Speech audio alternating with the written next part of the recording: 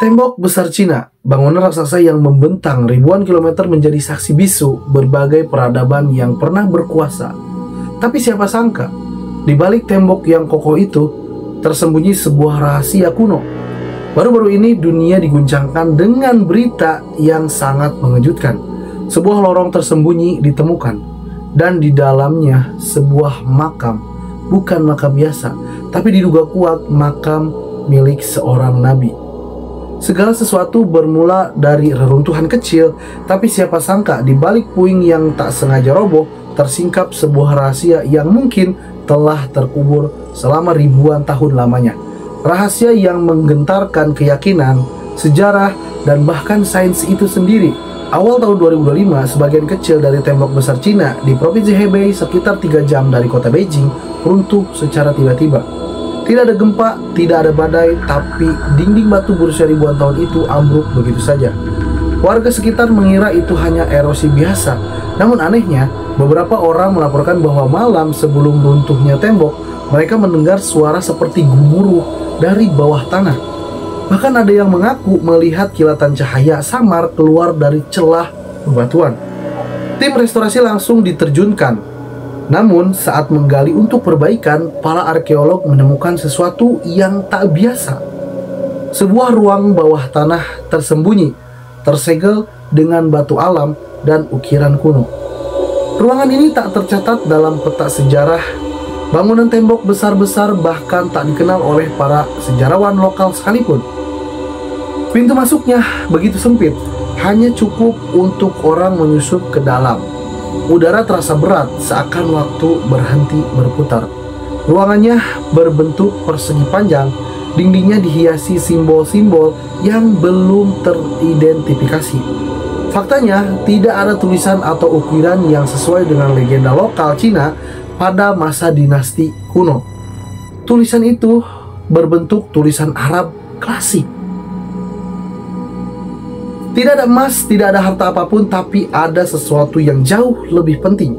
Sebuah peti batu dan nisan misterius. Peti itu dipenuhi lapisan kain yang sudah hancur dimakan usia. Namun di balik kain itu terdapat kerangka manusia terlindungi rapi. Dan yang membuat semua terdiam adalah ukiran yang tertera di dinding makam yang bertuliskan Zulkifli, sang hamba yang sabar, datang dari barat menuju timur untuk menyebarkan cahaya keadilan. Sebelum area itu ditutup total oleh militer dan otoritas Cina, salah satu pekerja sempat merekam cuplikan pendek dari dalam ruangan tersebut. Video berdurasi 37 detik itu tersebar luas di TikTok dan Twitter, menampilkan peti batu besar, seberkas cahaya dari celah retakan atas, dan bisikan samar di latar belakang. Kata-kata Zulkifli langsung menjadi trending. Banyak yang mengira ini adalah hoax, tapi makin banyak media independen dan jurnalis bawah tanah yang mengklaim bahwa penemuan itu sungguh nyata adanya dan tengah ditutupi rapat oleh pemerintah. Cina sendiri tidak memberikan keterangan resmi, namun media milik negara merilis pernyataan singkat. Tidak ada temuan signifikan yang relevan secara arkeologis di wilayah Hebei. Itu menurut pemerintahan Cina. Semua kegiatan restorasi berlangsung normal. Pernyataan ini justru memicu kecurigaan. Beberapa hari setelah kejadian, area sekitar situs penemuan dijaga ketat. Drone warga sipil dilarang terbang. Siaran satelit diblur secara digital oleh pemerintah.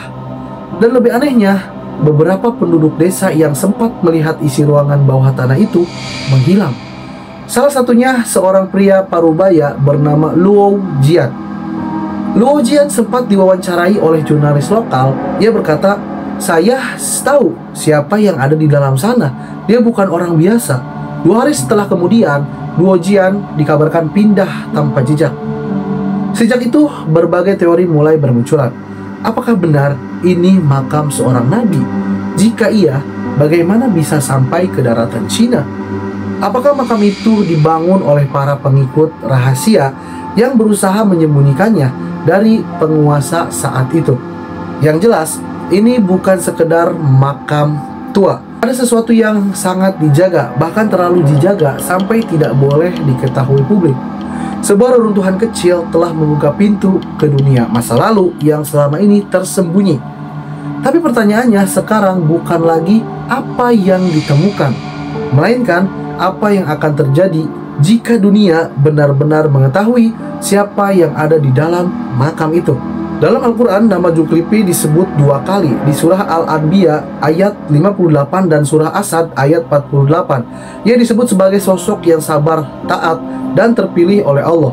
Ulama berbeda pendapat mengenai usul-usul beliau. Sebagian menyebutkan beliau adalah putra Nabi Ayub alaihissalam dan tinggal di wilayah Syam atau Damaskus. Namun dalam riwayat lain ada kisah bahwa beliau adalah pengembara, seorang pemimpin yang diangkat karena sifat sabarnya dan berdakwah di negeri jauh dari tanah Arab. Dalam kisah yang jarang terdengar, ada legenda bahwa Nabi Zulkifli melakukan perjalanan jauh ke arah timur demi menyebarkan ajaran tauhid ke tanah yang asing yang belum mengenal siapa itu Tuhannya. Tembok besar Cina mungkin terlihat seperti bangunan pertahanan biasa, tapi di balik batu-batunya yang sangat kokoh dan usianya yang ribuan tahun tersembunyi kisah-kisah yang pernah masuk dalam buku sejarah resmi. Penemuan makam misterius ini tepat di wilayah Hebei, area strategis yang pernah menjadi medan pertempuran dan persimpangan budaya sejak ribuan tahun lalu. Konstruksi awal tembok besar dimulai oleh dinasti Qin sekitar tahun 221 sebelum Masehi. Kaisar Qin Shi Huang memerintahkan pembangunan tembok raksasa ini untuk melindungi wilayahnya dari serangan bangsa nomaden Xiongnu dari utara. Tapi pembangunan ini bukan hanya proyek militer. Ini adalah pernyataan kekuasaan. Puluhan ribu tahanan, pekerja paksa, bahkan ilmuwan dan penulis yang dianggap tidak sejalan dengan ideologi kaisar dikirim ke proyek ini. Banyak yang mati di lokasi. Mereka terkubur bersama rahasia mereka. Wow. Bisa jadi salah satu di antara mereka adalah tokoh yang menyebarkan ajaran ketauhidan, sosok spiritual yang tidak diinginkan oleh penguasa pada masa itu.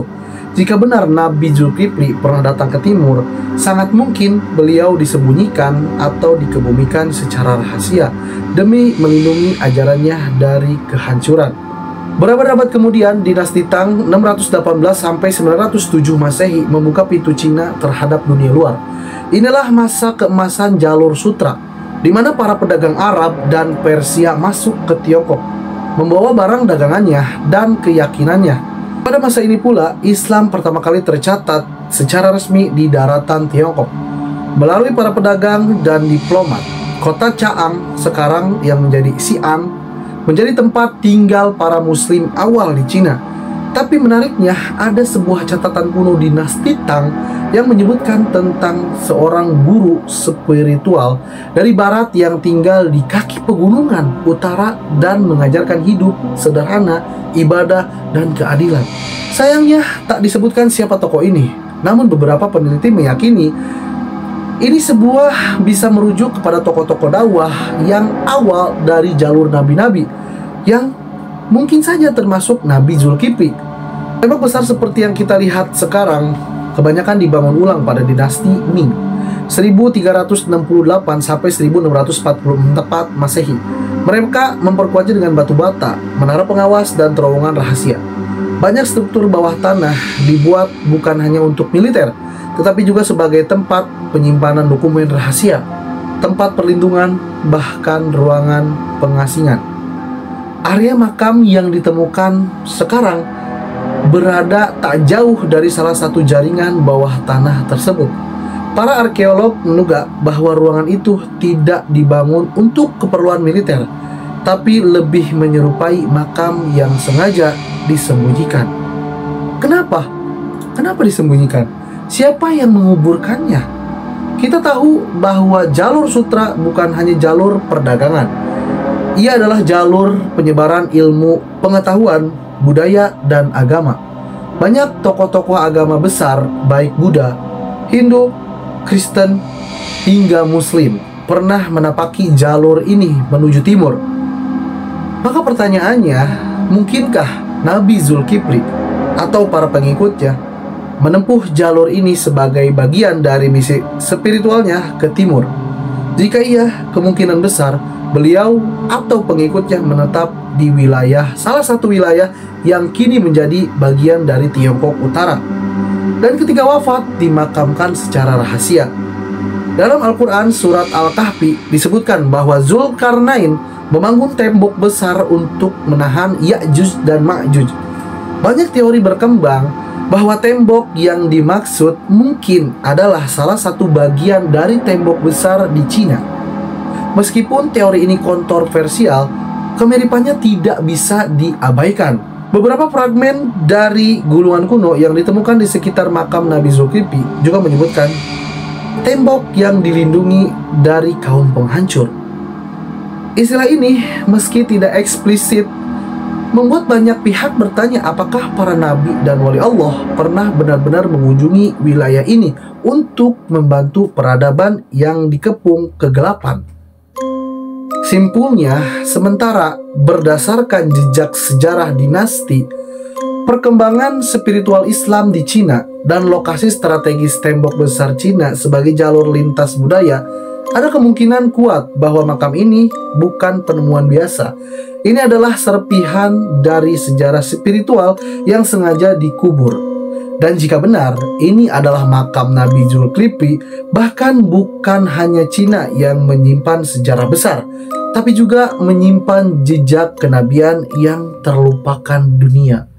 Wow. Menurut bocoran dari tim lokal yang terlibat dalam ekskavasi, nisan yang ditemukan terbuat dari batu pualam halus, mengandung ukiran huruf yang menyerupai aksara Kufik atau Arab klasik, yang tertulis bukan hanya nama, tetapi juga frasa yang membuat bulu kuduk merinding. Dia yang membawa sabar dari negeri Syam ke timur. Wow. Jadi tidak hanya tulisan Zulkifli di sana yang ditemukan, tapi juga ada tulisan dia yang membawa sabar dari negeri Syam ke timur. Ada juga tulisan itu dalam berbentuk Arab klasik. Wow. Gimana menurut kalian? Apakah ini benar makam Nabi Zulkifli? Tulis komentarmu di kolom komentar. Di dekat makam juga ditemukan sebuah tabung logam kecil yang berisi gulungan kuno. Tertulis di atas kulit kayu atau perkamen, tulisan ini belum diungkap seluruhnya ke publik. Tapi kabarnya mengandung petunjuk akan masa kedatangan seseorang membawa cahaya yang dimakamkan jauh dari asalnya. Menariknya, pemerintah Tiongkok belum mengkonfirmasi temuan ini secara resmi. Area penemuan kini ditutup dan dijaga militer. Banyak pihak menduga ini adalah upaya untuk meredam potensi gelombang religius atau konflik ideologi. Namun beberapa akademis independen menyuarakan kebingungannya. Kenapa lokasi ini ditutup total jika hanya sekedar struktur tua?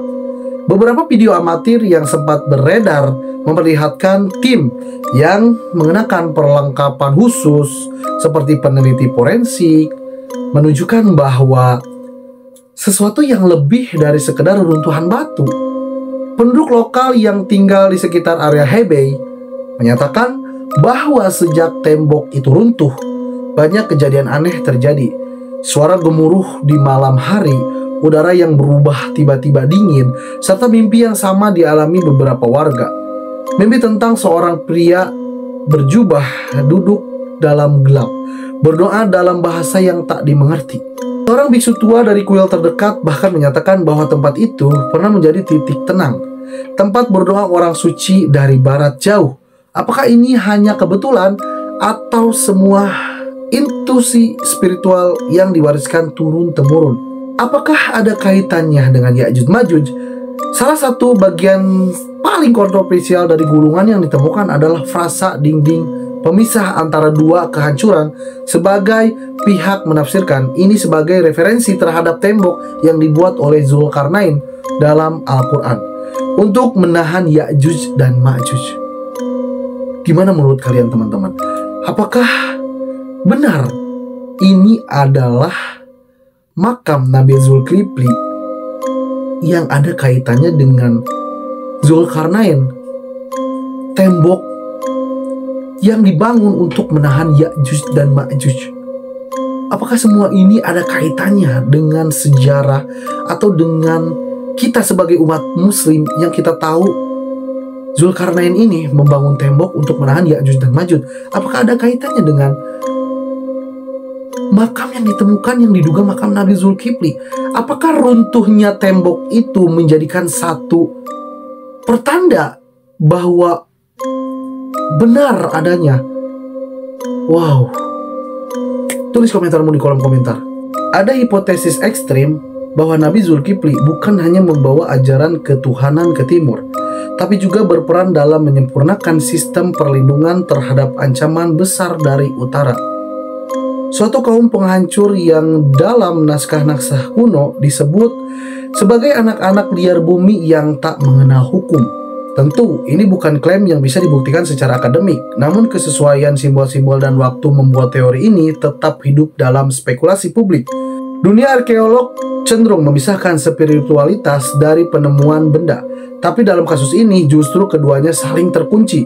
Setiap batu yang tergali tidak hanya memunculkan data, tetapi juga membuka pertanyaan besar. Apakah ada dimensi spiritual yang memang sengaja dikubur bersama jejak sejarah? Jejak energi di sekitar lokasi bahkan membuat beberapa peneliti alternatif seperti ahli geomansi dan spiritualis Cina ikut mengkaji lokasi tersebut. Mereka menyebut adanya frekuensi keterangan yang tidak biasa, seolah area ini telah disucikan ratusan tahun lalu. Dunia modern ini butuh bukti. Ilmuwan mencari data, DNA, sejarawan mencari bukti tertulis. Tetapi bagaimana jika yang kita hadapi bukan sekedar peninggalan fisik, melainkan warisan spiritual yang tak bisa diukur oleh mikroskop dan carbon dating? Dan disinilah perdebatan itu dimulai. Jika benar yang ditemukan adalah makam seorang nabi, dunia akan menghadapi krisis baru antara imam dan ilmu pengetahuan, antara sejarah resmi dan sejarah yang tersembunyi. Kisah ini mengingatkan kita bahwa sejarah tidak selalu ditulis oleh fakta. Terkadang ia ditulis oleh mereka yang menang. Dan jejak spiritual para nabi bisa saja terkubur oleh waktu dan kepentingan politik pada zaman itu. Apakah benar Nabi Zulkifli dimakamkan di Cina? Jika iya, bagaimana beliau sampai ke sana? Apakah ini bukti bahwa dakwah para nabi lebih luas dari apa yang kita bayangkan? Dan yang paling menyeramkan, jika makam ini benar-benar milik Nabi Zulkifli, mengapa dikuburkan sedalam itu? Apa yang disembunyikan? Siapa yang menutupinya? Misteri ini belum terpecahkan. Penelitian masih berlangsung, tapi satu hal yang pasti, di balik setiap batu, di balik setiap tembok, selalu ada cerita yang menunggu untuk ditemukan. Apakah ini hanya legenda baru yang terangkat karena ketidaksengajaan, atau kita baru saja membuka pintu menuju sejarah spiritual yang terlupakan? Terima kasih telah menonton video ini. Jangan lupa like dan subscribe dan nyalakan lonceng notifikasinya agar kalian tidak tertinggal berita menarik seperti kasus pembunuhan, teori konspirasi, dan cerita menarik lainnya. Gua Agas pamit undur diri. Sampai jumpa di next video berikutnya.